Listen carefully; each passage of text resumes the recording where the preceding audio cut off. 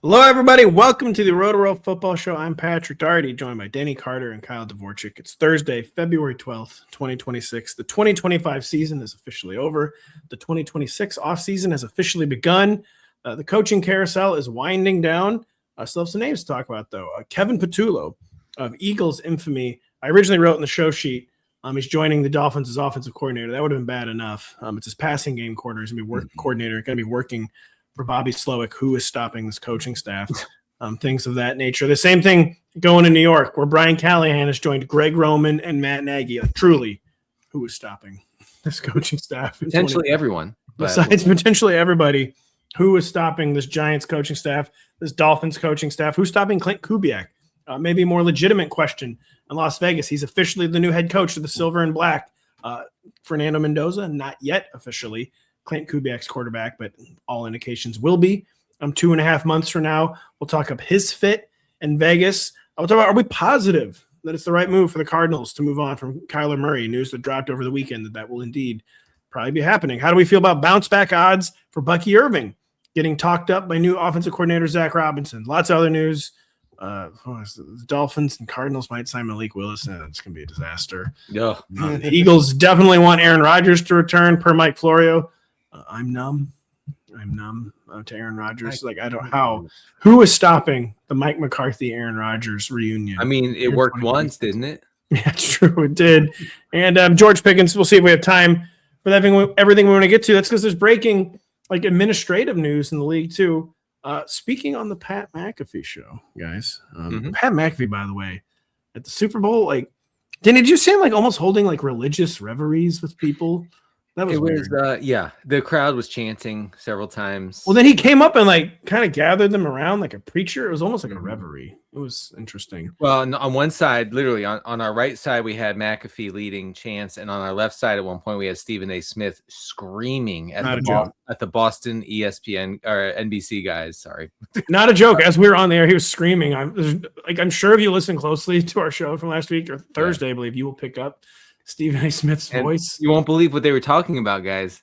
The Patriots radio guys were talking about Tom Brady. They're talking about Tom Brady. Every single year. Special though. That's you get to see your favorite band perform live. There is something different, I would imagine. Obviously, I haven't seen it, about seeing the Stephen A. Smith shtick in person, hearing the gravitas voice. That's cool. That's cool. And we did hear it interrupt the show. We all heard it. It was very real. Yeah, it was very real too. I mean, this guy, the energy level is truly off the chart.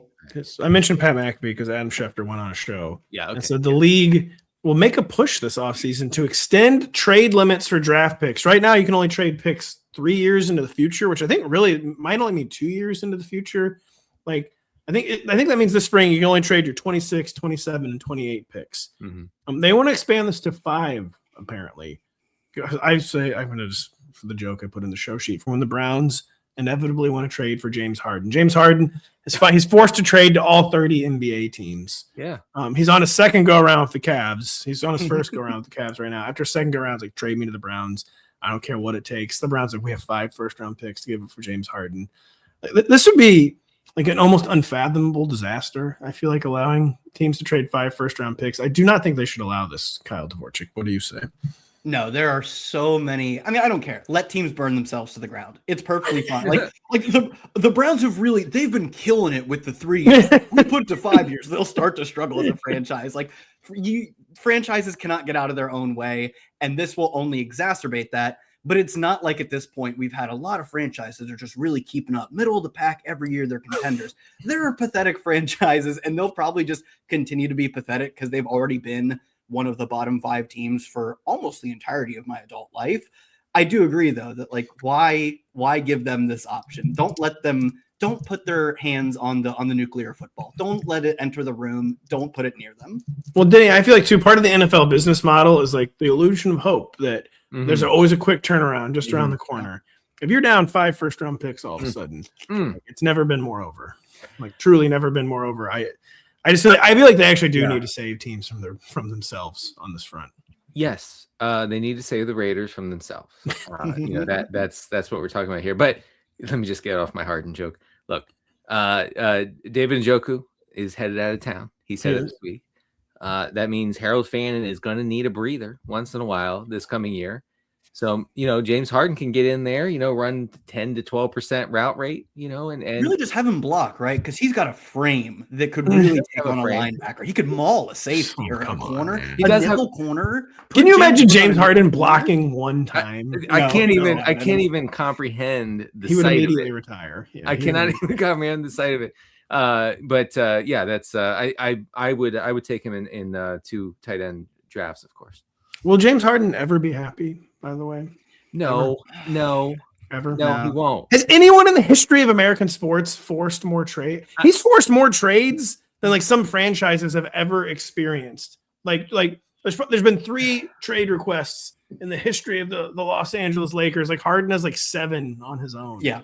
Like, will he ever be happy, Denny? I feel like maybe there's a chance he goes through what like Russell Westbrook went through, where it feels like late into Russell Westbrook's career, he found some sort of peace with not being an egomaniac. But the longer that James Harden plays basketball, the less it seems like he actually wants to find peace. So no, it's probably the answer.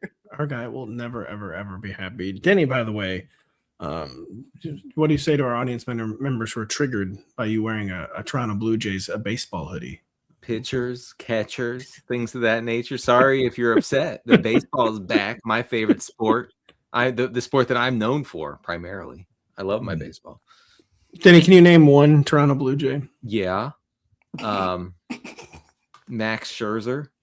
How do you, of all the is he under contract for this year? But he was in the World Series on the Blue Jays. I just remember that guy holding on for dear life in the postseason a few times. Denny, who's the Blue Jays first baseman? He's the guy. He's Vlad Guerrero Jr. Vladito. That's correct. What are you gonna say, Denny? I'm trying to think of the third baseman. I can't. Anyway, go ahead.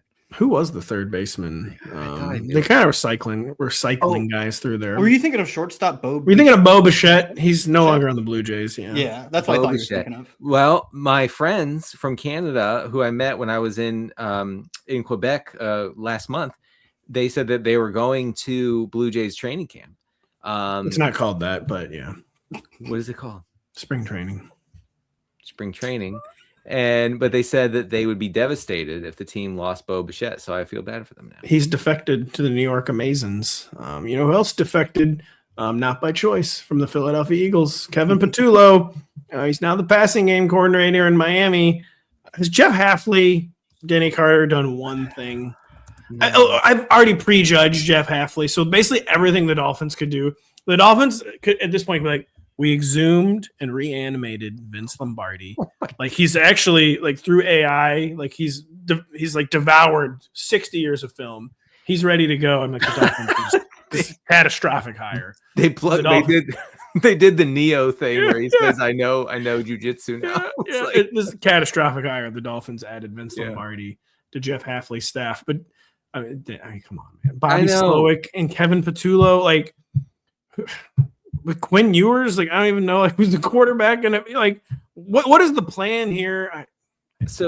I'm at a loss for words. Okay, so let's talk about Patullo for a second. So last year, the Eagles were 17th in EPA per play. Okay, which is actually like unbelievable that group of guys led by Jalen Hurts was in the bottom half of the league in EPA per play. But then when you look at their dropback EPA, and remember, the easiest and best way to hack the dropback EPA thing is how Shanny does it with the easy throws over the middle, but also rushing, right? Because the rushing quarterback counts. They were still in the bottom half. They were still in the with Jalen Hurts. They were bottom half. They had basically the same dropback EPA as the Commanders, who basically did not have Jaden Daniels this year. Really, like apocalyptic as far as the talent to production ratio goes in Philadelphia. I don't know how this guy got a job. Kyle, anything nice to say about Kevin Patullo? Let's be real. Like Kevin Patullo wasn't the issue for the 2025 Eagles. He was clearly not the solution either. Sure. The issues went far deeper. than one first time. He wasn't the only issue. Yes, he was an issue, but he's certainly, I agree, was not the only issue. I can spin a nice kind of ish situation where when he was the pass game coordinator for the Eagles, which I believe he held that position for 4 years before getting promoted to OC, in the final 3 years that he held that job, which is the job he's holding, the title he's holding for Miami right now, I believe they were 3rd, 7th, and 7th in points per game. Like, they were a really good offense when he wasn't calling plays. Now that's like spinning something of like, when he doesn't do much, they might be good. That's not really the sales pitch you want for a guy, but they are just putting him in a role he previously had. And maybe his big issue is just play calling. And it's that he actually is a meaningfully smart offensive mind who shouldn't have the reins of the offense in his hands. It's not going to matter though, because like you started this, we mentioned Quinn Ewers as potentially this team's starting quarterback. They're really going to struggle to get out of Tua's contract this year. They might just have to keep him around as if he's like this year's Kirk Cousins, where like, can't really afford to cut you. No one wants to trade for you. I guess we're just stuck riding out your contract. So even if the sort of nice spin I'm putting on this Patullo hire, which is just, it's hope, right? It's for Dolphins fans, it's hope. But even if that nice spin turns out to be true, where he is a meaningfully gifted offensive mind and you just don't want him calling plays, for whom is Bobby Slowick calling the plays, and is he designing the plays for? To what end? So no, there are just so many ways this Dolphins team can fail that even if Patullo turns out to be smart, it will make no difference. Just beyond like rote Dolphins hating, Denny, I feel like the true argument against these hires is that for Bobby Slowick to be a good hire, for Kevin Patullo to be a good hire, it would have to mean their lack of success at their previous stops like wasn't about them. Like, it was just the reason Bobby Slowick couldn't shine is that CJ Stroud was actually that bad. The reason Kevin Patullo couldn't shine is because the Eagles were just truly that dysfunctional. Like, the positives you're hunting for are based on like counterfactuals, basically, and not necessarily like anything in the resume that's like gleaming or glistening. Heading to their new home. So maybe they are good. Maybe they interview well. Maybe they're guys that were just victims of circumstance. But it's never good. I feel like when the positive scenarios, you don't understand. He was just a victim of circumstance. Like, typically you want more. You want more than that to go on. Well, if you follow, what the Dolphins are doing here in establishing Green Bay South with a lot of these hires, I mean, I wouldn't be shocked if Malik Willis lands in Miami on probably a pretty big deal, considering there will be a couple other teams going after him. And so Kevin Patullo is his coach. Like, he's the quarterback's coach. That doesn't give me any confidence. No. I don't want Malik. I like Malik Willis. I think he could be fun for fantasy, but not with this coaching staff. So it just doesn't feel good what's happening. For Willis to work, which we'll try to talk about Willis later in the show too, it would have to be true Packers South. Like, they're trying to do Packers South, but not with anybody who was like calling plays or coaching positions on the Panthers. Bobby Slowick, Kevin Patullo, not coming from the Packers. So could be Jeff Hafley just do what they did in Green Bay. And they're like, well, what did they do, man? Like, I don't know. I'm the defensive guy. Right. You think I know what they're doing with the backup court? You're fired, actually. You're not a Dolphins man. By the way, Denny, I hate to throw a flag, but we can't allow Max Scherzer. He's a free agent. Just because he was on the team last year. I meant current Toronto Blue Jays. And two of them, one you said is a free agent. One you said is on the Mets. Vlad Guerrero is still on the Blue Jays. I'm sorry, my Blue Jays are coming undone, and I was unaware. They lost Chris Bassett. Is Kevin Gausman still on that team? Because I feel he is. He used to be a DFS god, and then he's like not good now or something, right? No, velocity stayed the same. I think the fastball got a lot flatter. And boy, Kevin Gausman used to be a quality starts machine, and then he got hit with a lot of 4.1 IP. 7 ER, 6 R, one of them somehow always unearned. But that's neither here nor there. Klint Kubiak, officially the new head coach of the Las Vegas Raiders, you guys. We didn't get to this on Monday. How much of the Seahawks' success, Denny, do we think Klint Kubiak deserves? Because Mike Macdonald, clearly a brilliant head coach. Sam Darnold, clearly like a Baker Mayfield, where he's been getting good coaching, but the coaches are probably getting a little too much credit for his success. But Klint Kubiak inarguably did an amazing job calling plays for the Seahawks. How much of the credit do you think he truly deserved? Silly pie to try to slice up. And with more time to think about it, how do we feel about him? We all thought he was basically the best coordinator to head coach hire. That was a pretty barren pipeline this year. Good process hire for the Raiders, but how much credit do you think he actually deserves? What kind of hire do you think he is? So you said it's a silly pie to slice up, but really it's the off season, so we're going to be slicing up a lot of silly pies. Yeah, we're baking those like absolutely crazy. So let's start with this silly pie. I think Kubiak's offense in particular benefits a lot from having game script on their side, or at least neutral game script, neutral and positive game script. And the Seahawks saw as much as anybody this past year.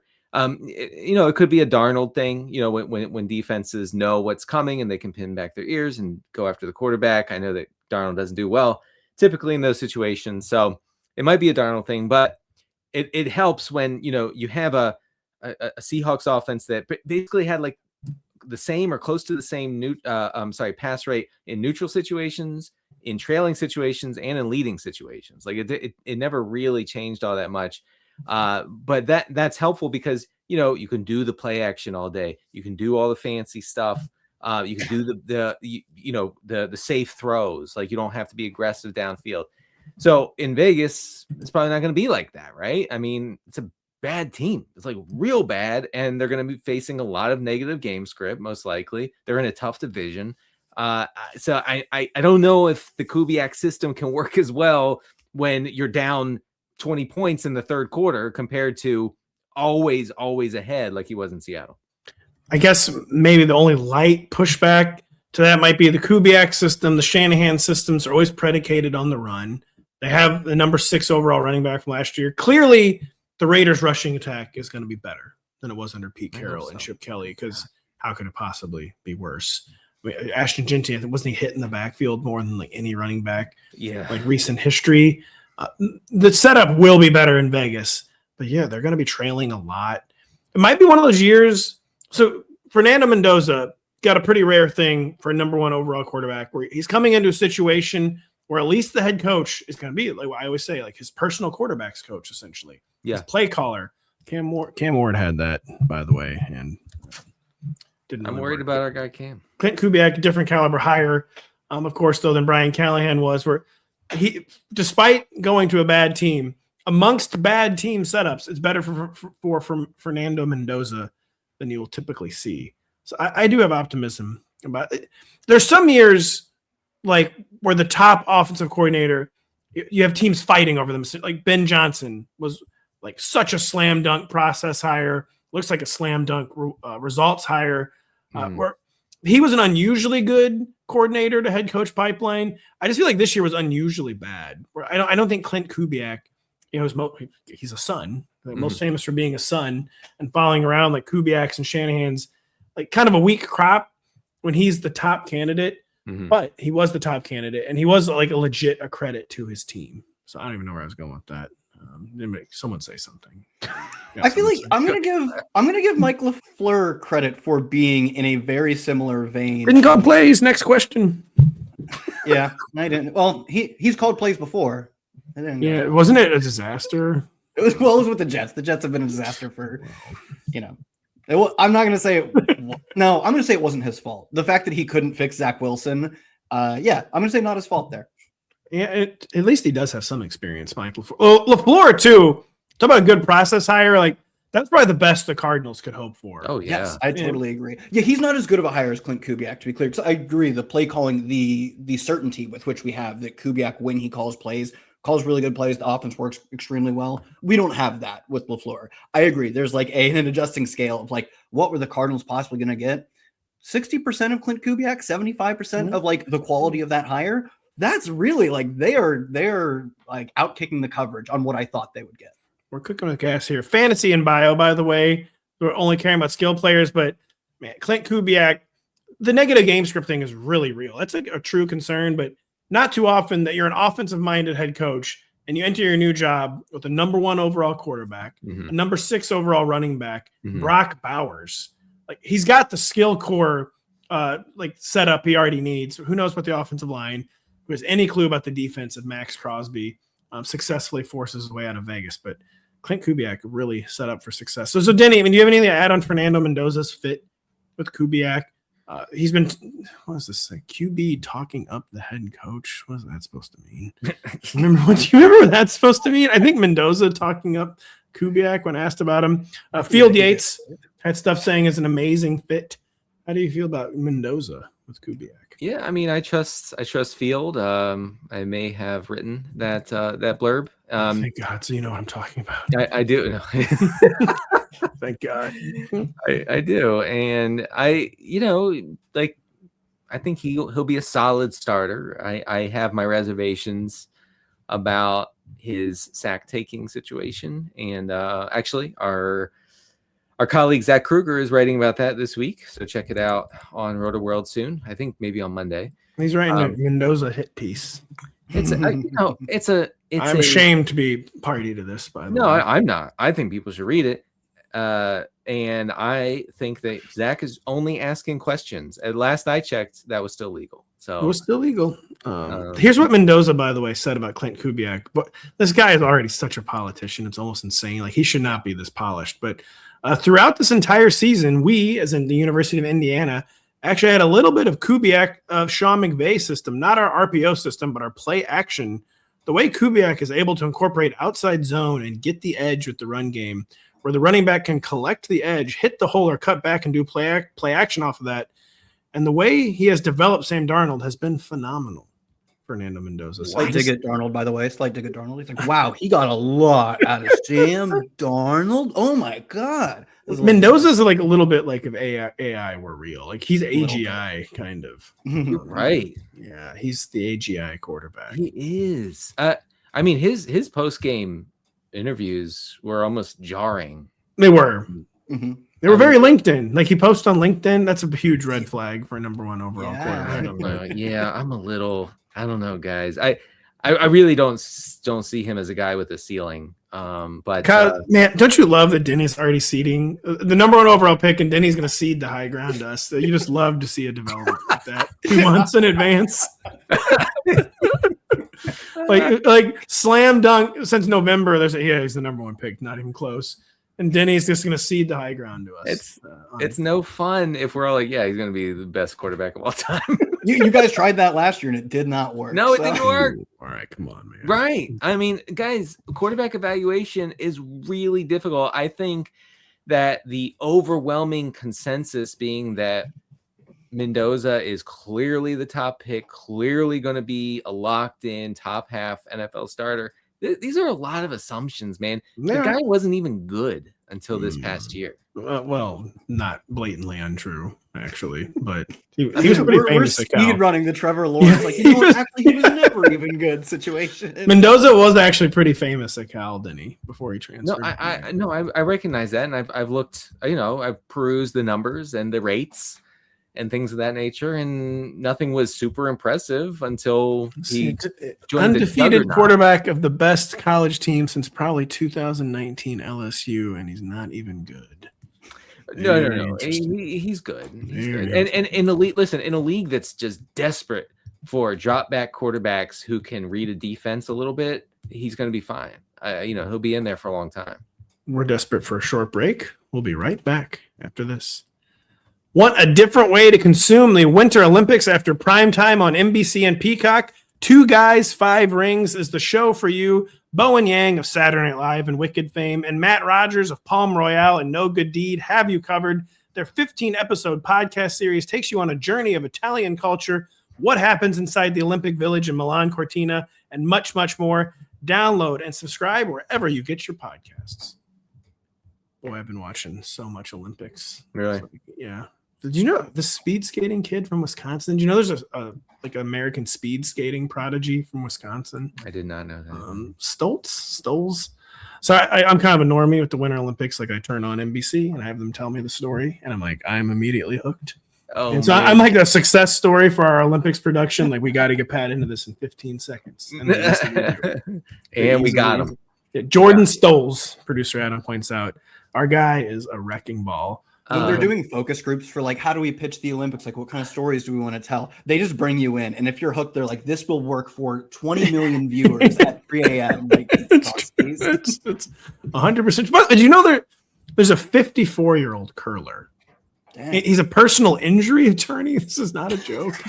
That's so funny. How American is that, by the way? That's pretty American. A personal injury attorney living out his dreams of somehow becoming an Olympian at age 54. Right. Hey, for those of you who don't know, 62% of Americans are personal injuries. Man, driving across the state of Missouri this week, all I can say is Mike's got this. Mike has got this. He's got it. In the kitchen the other day, I turned on the Olympics on NBC, and my daughter was like, "What's that?" And she points to curling, right? Oh, yeah. And I'm like, "Oh, that's man. the stone." I gotta try to explain this. Like, I really wanted to sound like I knew what I was talking about. And my wife's like, "Yeah, go ahead, explain curling." Yeah, go ahead, Denny. You know all about I'm curling. looking forward to hearing you. And I'm like, okay. You see the little puck thing? They're trying to make that knock the other pucks out, but they got to make it go fast by brushing in front of it and reducing friction on the ice. I think I did okay. Your daughter's eyes glaze over. Yeah, no, she walked away. Not to continue to disrupt the show on Olympics talk, but like it's functionally work talk, right? We're allowed to talk about it's NBC's Olympics. I had a similar experience to you where I saw a YouTube video that was sort of explaining a recent like controversy and how the brooming technology works. New broom was developed. And like we at the time didn't 100% understand the science of like, was it the friction or was it creating like ice pellets? Because it's like heating up the ice and then they cool down again and creates like ice pellets or something. And I was like 20 minutes. I'm like, I'm in the matrix of curling right now. I gotta watch all of this. Man, yeah, curling. I'm close to getting it after 4 or 5 different Olympics, and I need to watch our NBC explainer on it. I turn it on though, and I'm just like hypnotized. So hoping you'll do the same for our company, the National Broadcasting Corporation. Boy, the New York Giants, guys, a lot of hope when they hired John Harbaugh. Like teams are fighting over him. He kneecapped Joe Shane. He's like, I'm in as long as Joe Shane is functionally out. Joe Shane's still with the Giants, but John Harbaugh not reporting to him. So John Harbaugh comes in, he's throwing his weight around. He's got clout. And here's what he tells Giants ownership. We got my 3 guys. We're bringing in first. There's Matt. You might know him as Matt Nagy. Then there's Roman. You might know him as Greg. Then I got my guy Brian Callahan. All 3 of these guys now in the Giants coaching staff. Kyle Dvorchak. First, obligatory. Who is stopping this coaching staff? And are the 2026 New York Giants already on disaster watch? Because Harbaugh, these are out of ideas hires to me. It was like Jim Harbaugh, who like was never. His like crazy, frantic energy is just never going to go away. He's one of the most competitive human beings to ever live. He ate humble pie and went way outside his coaching tree to hire Mike McDaniel. Some of these guys are outside John Harbaugh's coaching tree, Kyle, but man, are these uninspiring hires. Do you agree? Do you have a counter take? And I'm turning yellow now. I'm going to try to fix my light. Yeah, I'd have to look into like Callahan's background, but I know there's like tangentially cousin coaching trees between Matt Nagy, who's an Andy Reid guy, and Harbaugh, who's an Andy Reid guy. So I'm sure he got a good word from Andy Reid, who did not retain Matt Nagy. By I swear, just trust me, he's a great guy. He was doing it all offseason. He was lobbying for him to get a head coaching job, and of course he was not going to keep him. They knew by week 14 they weren't going to keep Matt Nagy around, and he still spent all of January like, you're going to love him as a head coach, though. So while it's not a direct member of his coaching tree, there's like a shared lineage there. And there was a moment on this show, on Tuesday's show, like a month and a half ago, probably right around when the Harbaugh news broke that he was signing with New York, that then he's reading a report, and he's like, and Harbaugh plans to bring a lot of former Ravens staffers with him. And Pat, you went, and I'm out. That's how I felt, man. He is just so out of ideas. And is it going to be a disaster? I don't know, because I actually think Jackson Dart is just really good if he can stay healthy in the same way that like Drake May just kind of learned to not be as dumb and reckless with his body in his second season. If he can just do that, he doesn't even have to take the passing step where Drake May became an MVP passer. If he can just play 17 games, I feel okay about how this offense will operate, but I don't feel great. I don't feel great about them taking that Drake May step where they can go from Drake May was like a mixed bag, a lot of promise as a rookie, but not great as a rookie, to an MVP candidate, like truly one first place vote away from winning the MVP. I think Jackson Dart at the highest levels maybe does have that talent. I do not have any faith, in fact, in this coaching staff extracting that level of talent. Can they get a top 10 quarterback, especially top 10 fantasy quarterbacks? He's a good runner. Can they get that out of him? Yeah, I buy that they can do that. can they get a QB2 overall season from a player who I think could maybe produce that? No, I just don't see it. Danny, this stuff's never apples to apples, but I'm honestly getting some immediate Pete Carroll energy from John Harbaugh, where it seems like he's decided, the returns have been diminishing in Baltimore. And it seems like Harbaugh's just decided it wasn't his process that needed to be shaken up. Like, his stuff is still great. Like, stuff's still premium, man. You don't get it. Stuff is prime. Like, this stuff is awesome. Like, I don't have to change a single thing. Like, it's the New York Giants aren't even going to be ready for this, man. And, like, this comes in. So Pete Carroll, the infrastructure had been in place for so long in Seattle that the bottom never entirely fell out. But then the second he had to, like, try to rebuild it at all, the bottom just wasn't even there. Do you have any fear of that for John Harbaugh, or is that getting like way too negative on a guy that the whole league wanted? Whereas Pete Carroll, him being recycled is like one team wanted him. The whole league still wanted Harbaugh.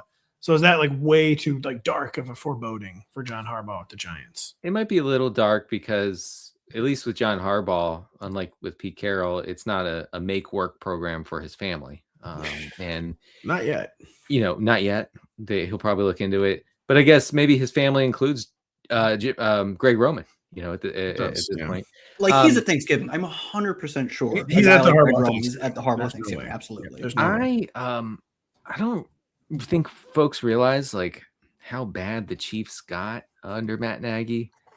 I mean, look, I'm just gonna believe me, brother. I do. I'm gonna state a fact. Pat's not gonna like it. Kyle might like it. Haters ball, sounds like. Patrick Mahomes, since the start of the 2024 season, has a lower EPA per dropback than Jared Goff. I mean, I don't care about that. Just says the stats fraudulent. I was worried you were going to say something that actually mattered. I've got something that will hopefully bother you. If you're not bothered by this, you won't be bothered by anything. Matt Nagy coached Mahomes in the most recent stint for 3 seasons. Patrick Mahomes, I truly believe the greatest quarterback, like the most gifted quarterback of all time. He will maybe be the GOAT by the time he retires.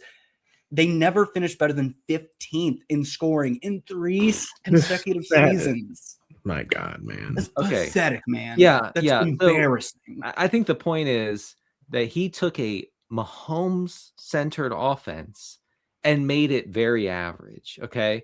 So I got to throw a quick flag. Andy Reid is still calling the plays in Kansas City. It must be pointed out. Yeah.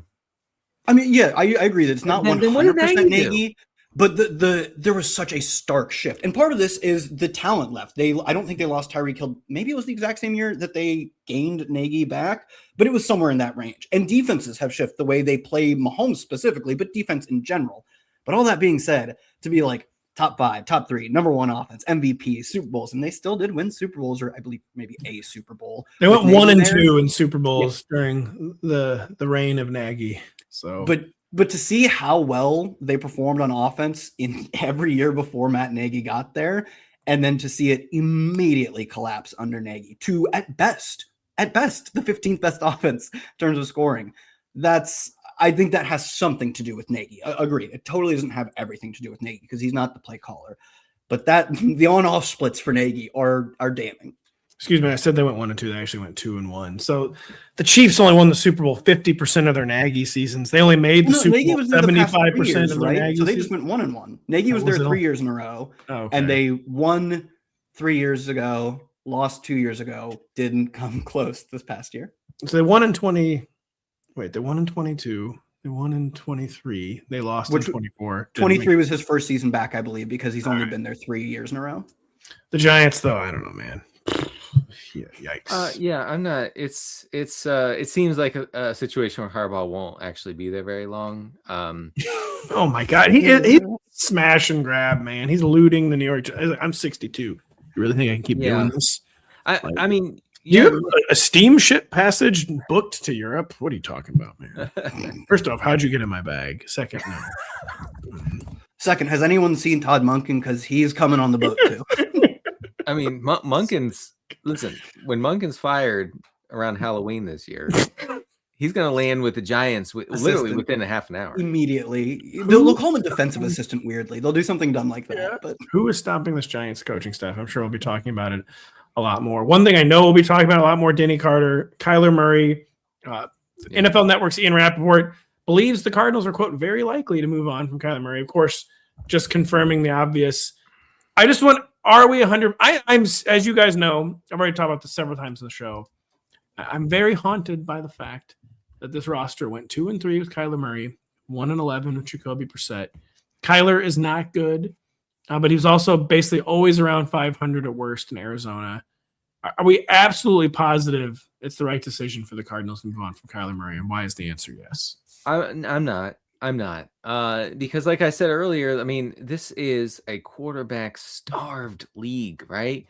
Has Kyler been the same runner in recent years after his injury? Kyler's very focused on not getting hurt. That is unimpeachably true.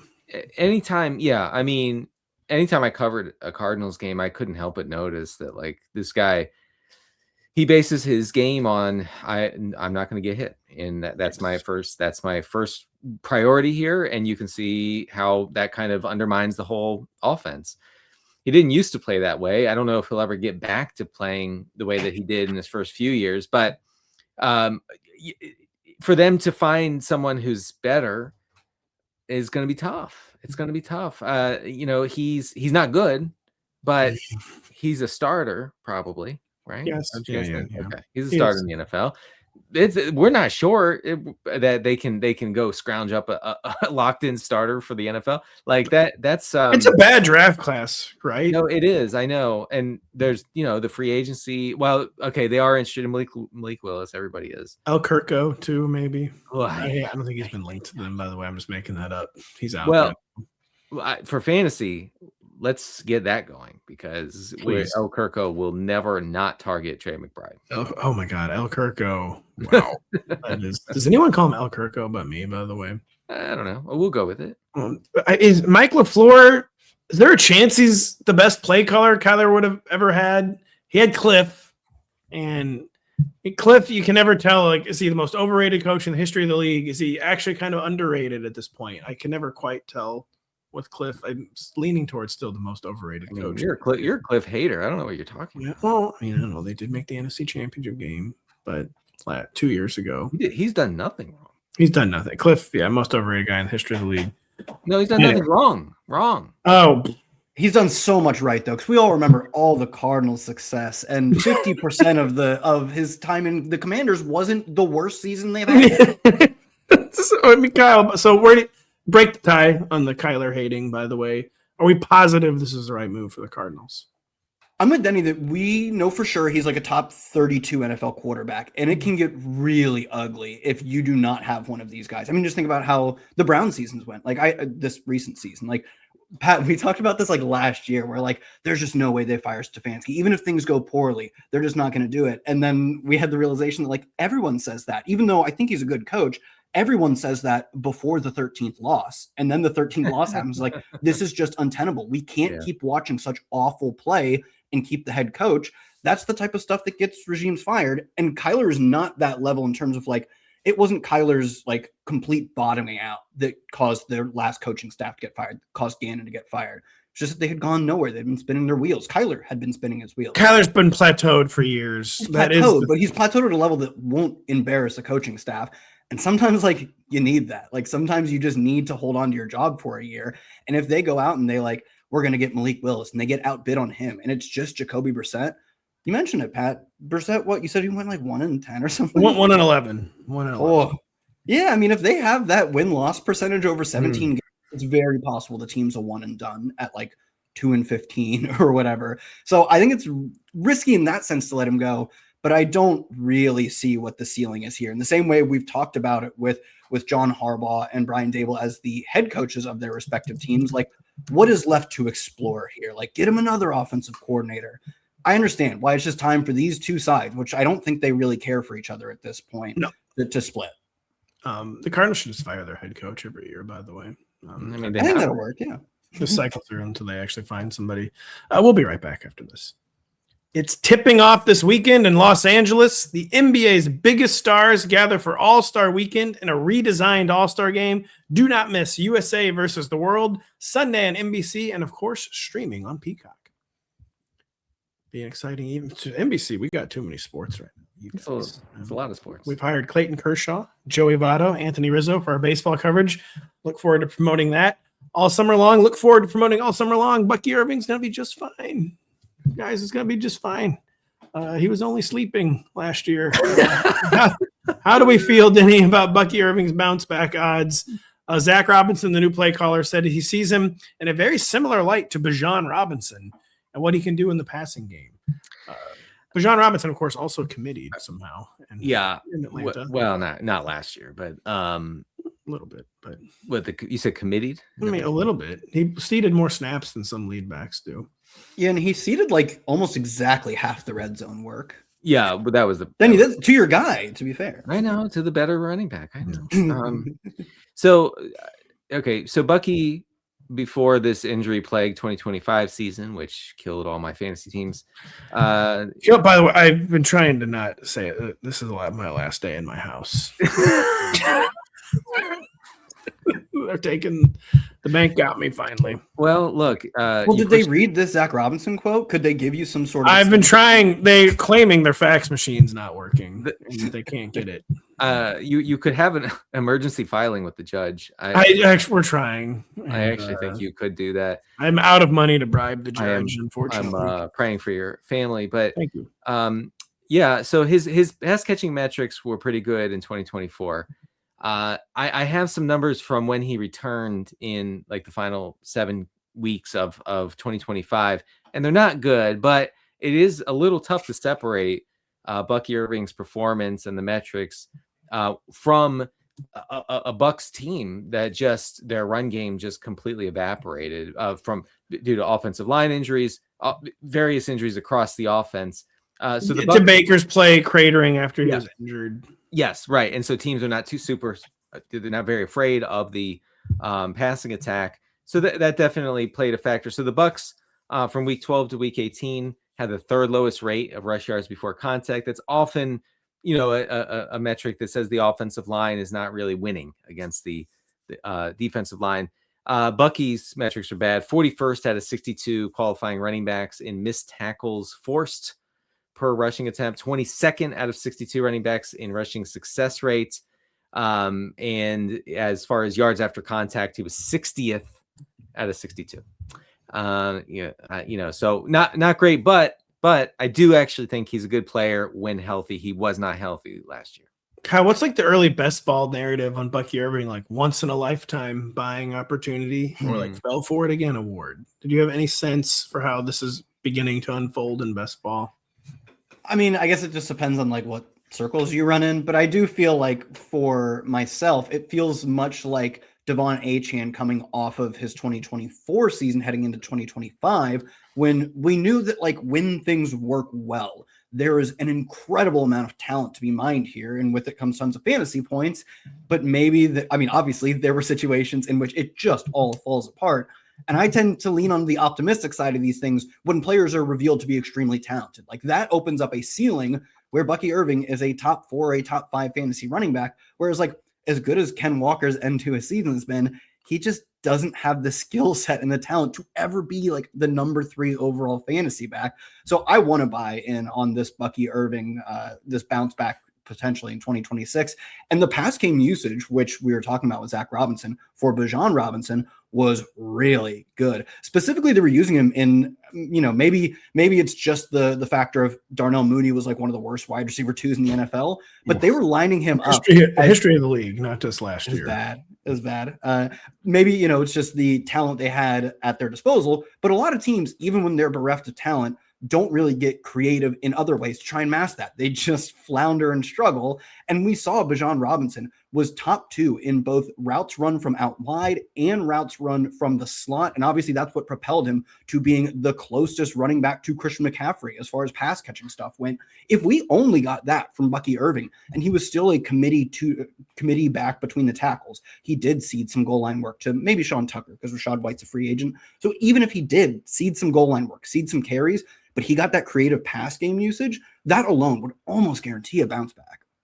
me talking to my loan officer, like you don't understand. My guy says he's the next Achan. All right, just give me some time. Just give me. You need 12 consecutive months because that's what I can get this cash together. I do need 12 months. The season does not start till September.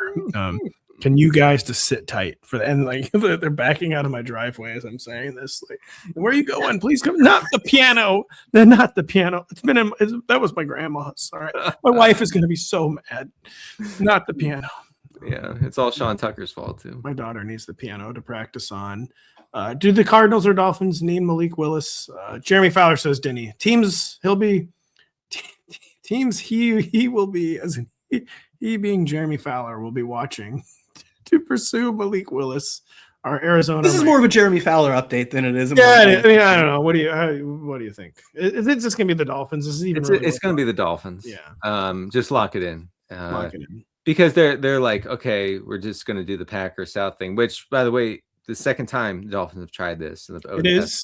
Boy, it went well the first time. Hold on here. I'd like to note another team is trying to do a Packers South situation, except they're doing it in the Southwest, and it's Arizona, because they also hired LaFleur. I don't think he ever actually coached for the Packers, but you'll never believe this. His brother coaches for the Packers. Who did they bring in to believe? I believe it was his offensive coordinator. Isn't Nathaniel Hackett that team's offensive coordinator?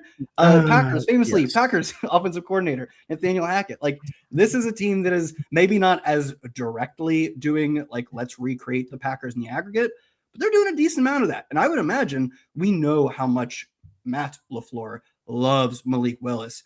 He's going to be pitching him to the Cardinals, to his brother specifically as well. So I think the Cardinals are very live to be in the same sort of bidding war situation that the Dolphins are, but they just have a better cap situation to be doing that kind of thing. Pretty compelling argument. Denny, neither team has a good cap situation, though. We're like, if any sort of market whatsoever develops for Malik Willis, it could be challenging for Arizona and Miami to have the highest offer.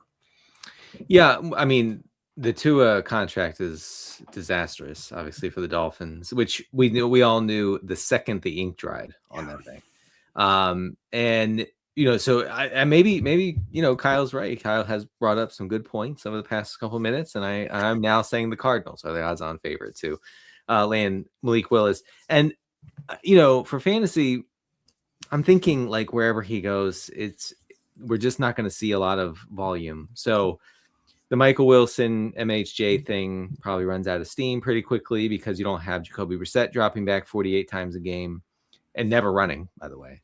And Malik Willis is the kind of guy who, I don't know, could easily lead quarterbacks in rushing attempts this coming year. That's not good for the pass catchers. I mean, somebody will get there, probably McBride.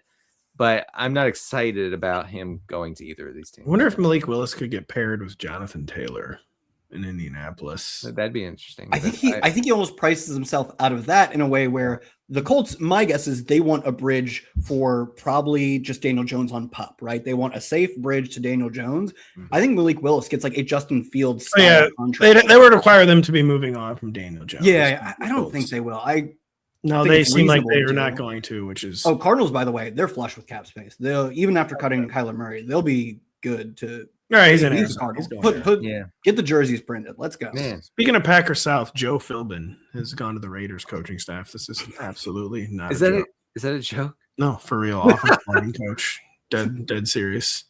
I had to confirm before I mentioned it on the air. I was like, I thought I read something about that. I thought that was like a bit. Oh my gosh! I thought we read. I mean, there's nothing to say about Rodgers, right? I mean, well, Mike McCarthy and Aaron Rodgers in 2026. Do you think he's going back? Because it just feels like they've resigned themselves to do exactly. It just feels like some Fugazi. I almost feel like they're trying to like call his bluff, like, yeah, man, we want you back, and like this praying. And then if he says that he does want to come back, well, actually, just look at the books, and I don't think we can afford it. Yeah, would you mind playing for free? Yeah, he's not going to cost them a lot. I said the party was tonight. Ooh, my bad. I actually meant it was 4 Saturdays from now.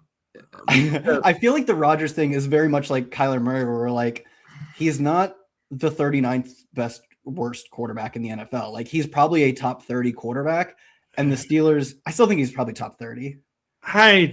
You got to be able to move.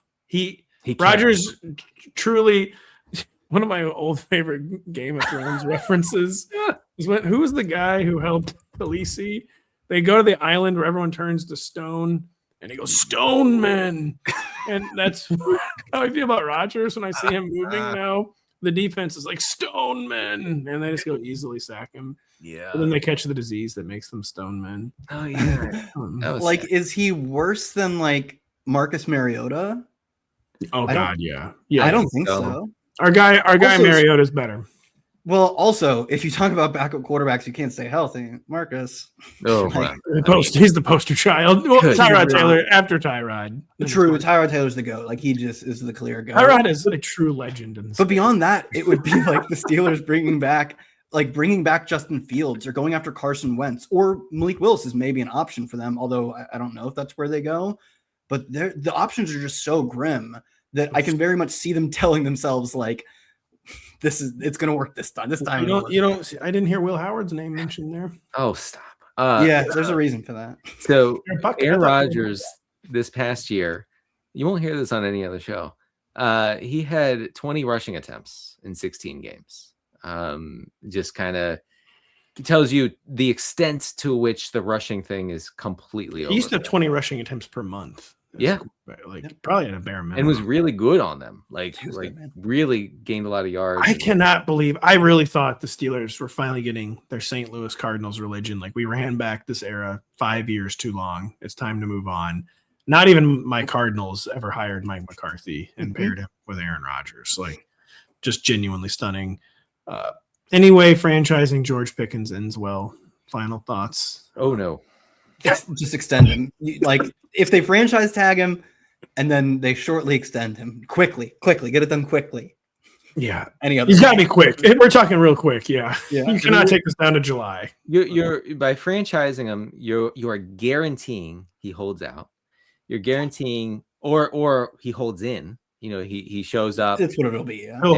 He doesn't do anything. We get weeks and weeks of beat writers taking pictures from 300 yards away, being like, that right there, we believe is George Pickens. For the 29th straight day, he's not participating. You get a hamstring in week 1. Yep, guaranteed. Yeah, you get another hamstring in week 12. Guaranteed. So either you let him go, you trade him, or you franchise him, or no, I'm sorry, you sign him to a long-term deal. You do not mess with this, but Jerry Jones absolutely will play with fire here. There are just certain players. Try to honestly not make a bit about this. No, you cannot play hardball. Like, and it tends to be wide receiver types, because to be a wide receiver, you have to have an alpha mentality. And if you get disrespect, Brandon Ayuk is this to a T. What will happen? He is an alpha wide receiver. They disrespected him, and he was like, "Screw you forever." And George Pickens, I just would not play that game. I really would either. Just take your medicine and sign him, or let him go. But they're not going to do that. They are going to franchise tag him. Yeah. It's not a guy like that will say, okay, well, I'm burning down the whole house then. That's his thing. Is that how we're going to end the show? I'm sorry. The guy is super, super toxic. Let's be real about it. We're all friends. That's also part of why we love him. That's part of the charm. It is part of who he is. You got to deal with the volatile nature of this guy. When he's on and when he wants to be out there, he is elite. Awesome. And he's not going to want to be out there if he's on a 1-year franchise tag. Like, who's not volatile? Like the Raiders wide receiver 3. And that's why he's the Raiders wide receiver 3. Like those types of players, like it's crazy how every diva dramatic wide receiver is also freaking awesome at football. You just have to take that on the chin and say, like, we make these sacrifices because George Pickens is awesome. That's a really good point. Really good way to end it. Elite analysis, as always, from Kyle Dvorchak, Danny Carter. Hopefully some elite analysis in my Seasons in Review article. I'm live on the website. I break down every team's 2025, do a little looking ahead to 2026. I know there's going to be amazing analysis in Kyle Dvorchak's mock draft that's live. So check that out as well. Check out the aforementioned Zach Kruger, Fernando Mendoza piece when it goes live. Not up there quite yet. But season's over. Still a lot of good stuff on the website. That's going to remain the case all off season long. Going to remain the case on the Rotoworld Football Show. So for my guys, I'm Pat. Thanks for listening. We'll talk to you next week.